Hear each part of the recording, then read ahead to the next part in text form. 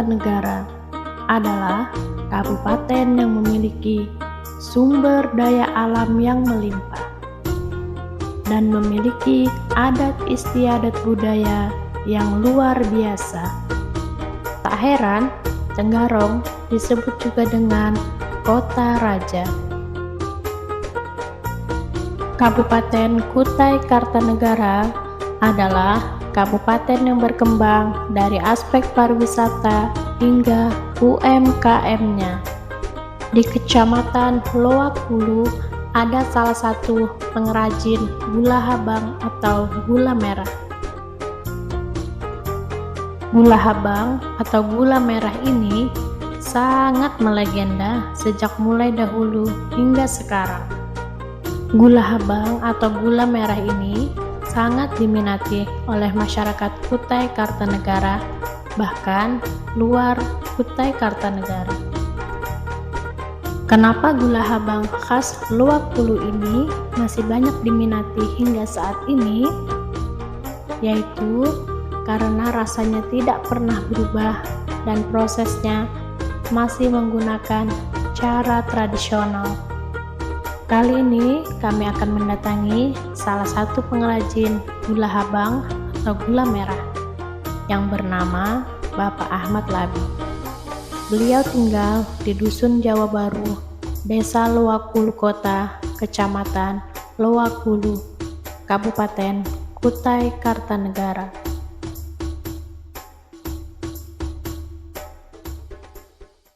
Bapak belajar menggula ini usia berapa? Usia 12 tahun. Jadi di usia 12 tahun itu sudah dilajari orang tua ya? Ya, cara naik pohon supaya nggak jatuh, bikin tangga. Untuk tangga penaikan bikin Pohon aren itu ya? pohon aren itu. Pohon benda. Ya, pohon benda. Cara membersihkannya. Jadi usaha pembuatan gula merah ini atau gula habang orang sini bilang itu usaha turun-temurun, Pak ya? Usaha turun-temurun. Nah, asal usul dari saudara tetangga. Oh, awalnya dari tetangga. Iya, itu orang dari Pulau Laut, Kalimantan Selatan. Oh, dari Kalimantan Selatan. Iya. Habis itu dilajarin. Dipelajari cara membuat gula merah dari air nira pohon aren. Kalau selama menggula ini kendalanya tuh apa-apa aja sih? Selama membuat. Kendalanya itu hujan, licin. Nah, cari kayu juga basah untuk pembakaran merebusnya ini. Oh iya, karena sistem pembakaran sini masih Iya. sistem tradisional menggunakan kayu ya. Kayu. Sudah berkeluarga kan? Sudah berkeluarga, dikaruniai anak 3. Anak pertama Sandi Aryawardana sudah kelas 3 SMA, tahun ini lulus. Alhamdulillah. Yang nomor 2 kelas 3 SMP, calon juga ini hari tahun ini lulus, meneruskan ke SMA. Yang nomor 3 yang kelas 1 naik kelas 2 SD. Harapan saya walaupun sedikit pendapatan usaha gula merah saya ini, untuk kedepannya seperti anak-anak orang yang bisa sekolah jenjang yang tinggi. Amin. Semoga juga Bapak selalu disehatkan dan selalu dipanjangkan umur. Amin ya robbal alamin. Karena hari ini mumpung sudah hadir, langsung saya ajak ke pohon aren yang mau diambil airnya. Untuk melihat langsung proses mulai dari awal sampai jadinya gula merah, Pak ya. Iya. Siap, terima kasih Pak sudah mengizinkan kami. Oke. Dari usaha gula merah atau gula habang ini, Bapak Ahmad Labi berusaha tutup lubang, gali lubang untuk membiayai anaknya agar tetap sekolah. Serta anaknya yang bernama Arya selalu membantu bapaknya dalam proses pembuatan gula habang.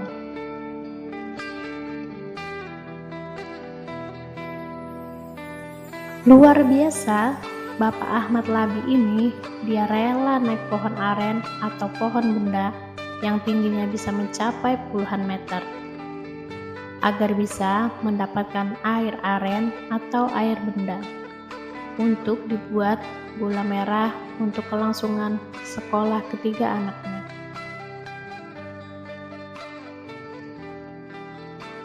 Untuk mencari tambahan, selain membuat gula merah atau gula abang, Bapak Ahmad Labi juga bertani padi, serta memanfaatkan tanaman yang ada di sekitar rumah, seperti sayur genjer, kangkung, dan daun singkong, yang sebagian dijual dan sebagian untuk kebutuhan sehari-hari.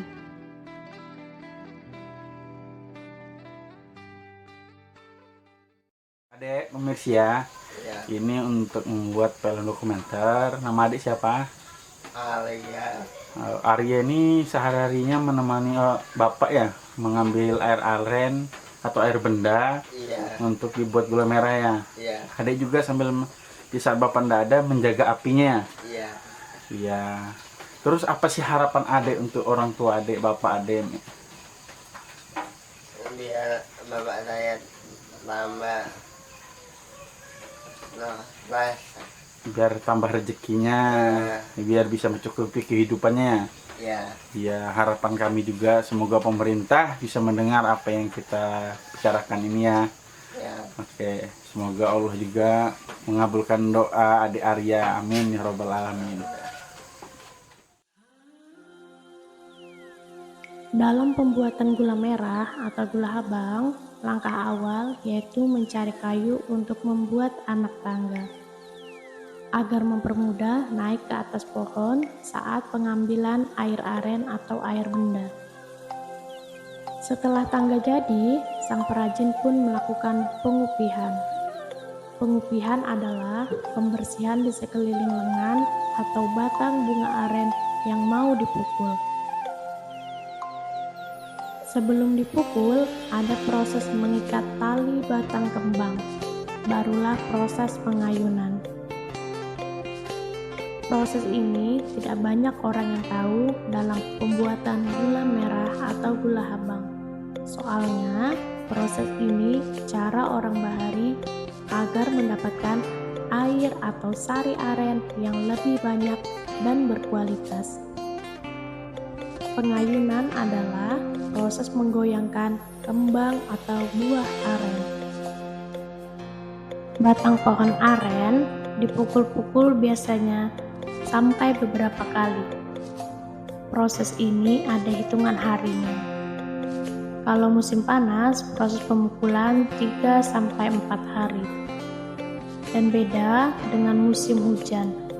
Pemukulan bisa seminggu sekali, soalnya kalau salah-salah bisa busuk atau orang sini bilang bantat. Pengrajin bisa merasakan suara pukulan batang aren yang berisi air, biasanya buah atau bunga menjadi coklat atau kehitam-hitaman, atau bunga mekar sampai rontok.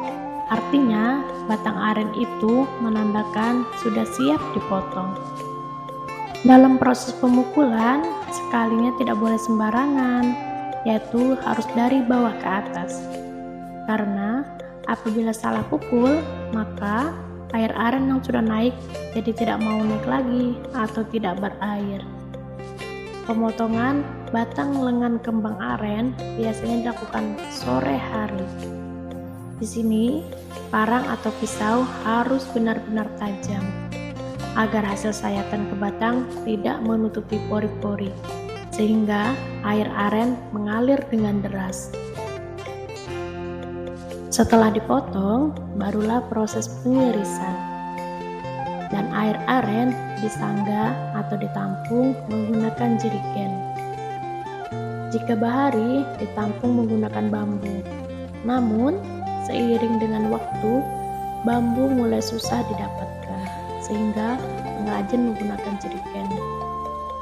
Tapi, perlu diingat, saat proses penampungan air aren, harus atasnya ditutup dengan plastik, agar kalau hujan, airnya tidak masuk. Dan hewan seperti lebah atau lainnya juga tidak banyak yang masuk. Soalnya, air aren sangat disukai hewan karena rasanya yang manis. Biasanya, air aren atau air sadapan mendapatkan hasil yang lumayan banyak pada malam hari karena hawanya yang dingin. Kalau siang hari biasanya tidak terlalu banyak. Dalam jerigen menyangga atau tempat menampung air, biasanya sang pengrajin menggunakan laru, atau kalau menggunakan bambu, biasanya ditanggas menggunakan asap.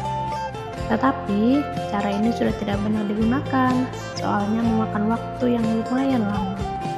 Laru di sini artinya adalah sebuah cairan yang berfungsi membuat air benda agar tidak cepat basi.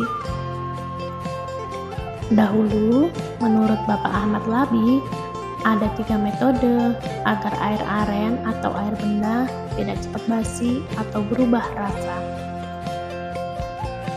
Yaitu 1. Dengan menggunakan daun mahang yang dimasukkan ke dalam pengisian atau penyangga air aren. 2. Menggunakan air kapur atau teras atau batang buah nangka, kemudian direbus, baru airnya dimasukkan ke dalam penampungan air aren. 3. Menangas atau asap. Cuma metode ini sudah sangat jarang kita temukan. Soalnya jika menggunakan metode ini, tempat penampungannya harus menggunakan bambu. Setelah air aren atau air benda terkumpul, barulah disaring menggunakan tapisan atau saringan, agar hewan atau daun yang ada di air aren bisa bersih saat direbus. Proses perebusan ini juga memakan waktu yang lumayan lama, hingga 3 atau 4 jam lamanya, sehingga api yang saat perebusan harus dijaga sampai air aren mengental. Sambil menunggu air benda atau air aren mendidih, Ahmad Labi biasanya memecahi kayu untuk persiapan kayu bakar besok. Dan sang anak yang bernama Arya selalu membantu mengangkati hasil kayu yang dibelah sang ayah.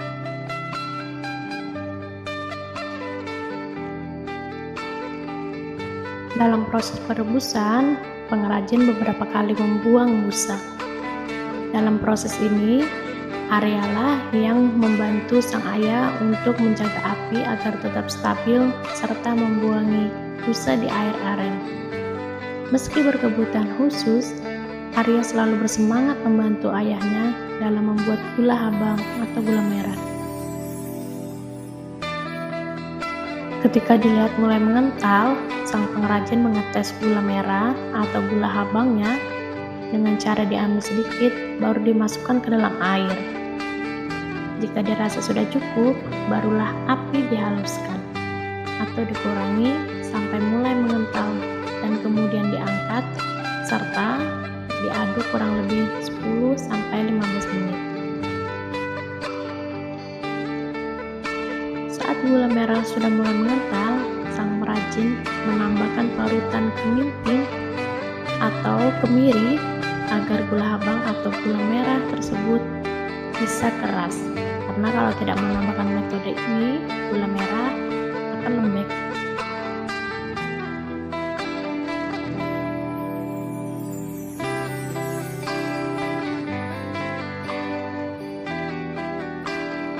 Saat menunggu gula merah atau gula aren mengental, biasanya pengrajin mencuci alat cetaknya. Kalau di Kalimantan atau di desa Luwak Kulu ini, cetakan terbuat dari kayu ulin yang dipahat membentuk lesung atau kerucut.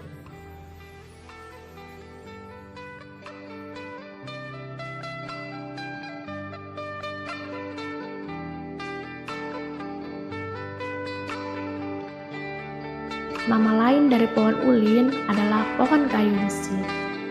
Dan sebenarnya pohon ulin adalah salah satu pohon yang terkenal dari hutan Kalimantan Timur. Dengan ciri kayu yang keras dan kuat, warna gelap, dan tahan terhadap air laut.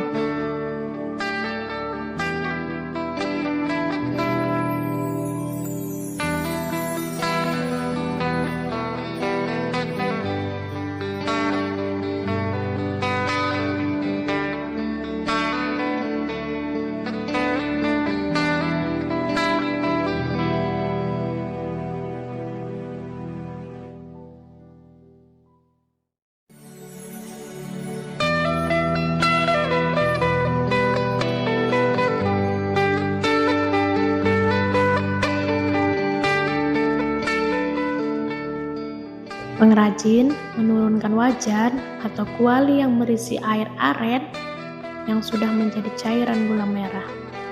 Sambil menunggu agak sedikit dingin, pengrajin sambil mengaduk-aduk agar semakin kental.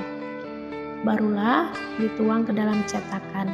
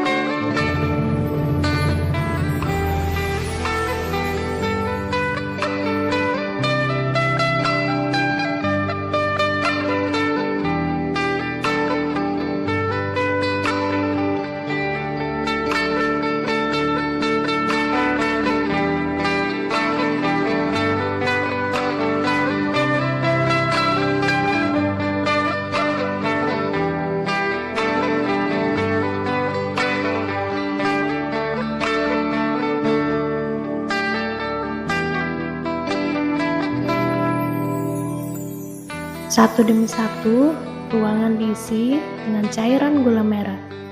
Dan setelah semuanya selesai, barulah menunggu sekitar 5-10 menit. Gula merah yang sudah agak kering, barulah disungkit atau dikeluarkan dari cetakan.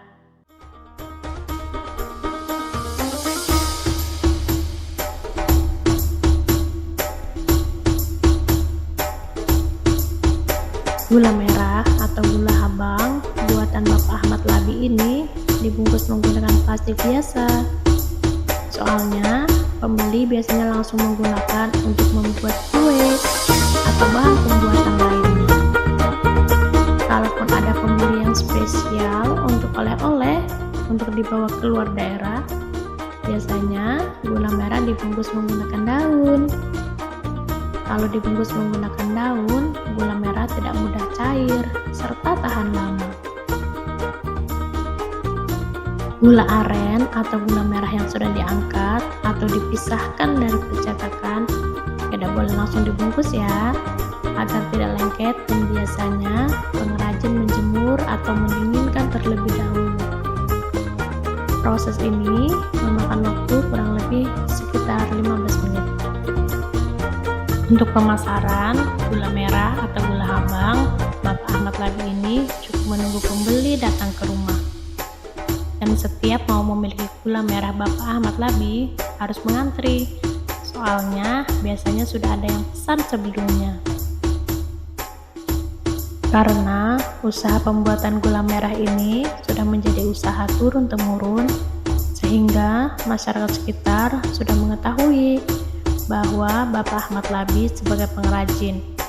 Jadi tidak sempat menjual ke pengepul atau ke pasar. Gula merahnya sudah habis, apalagi saat bulan suci Ramadan. Permintaan sangat meningkat sekali. Kesimpulan dari cerita film dokumenter ini mengajarkan kita untuk selalu semangat dan bekerja keras, serta tidak putus asa walaupun kita memiliki kekurangan. Yakinlah setiap rezeki manusia pasti ada, dan setiap usaha pasti tidak pernah mengkhianati hasil.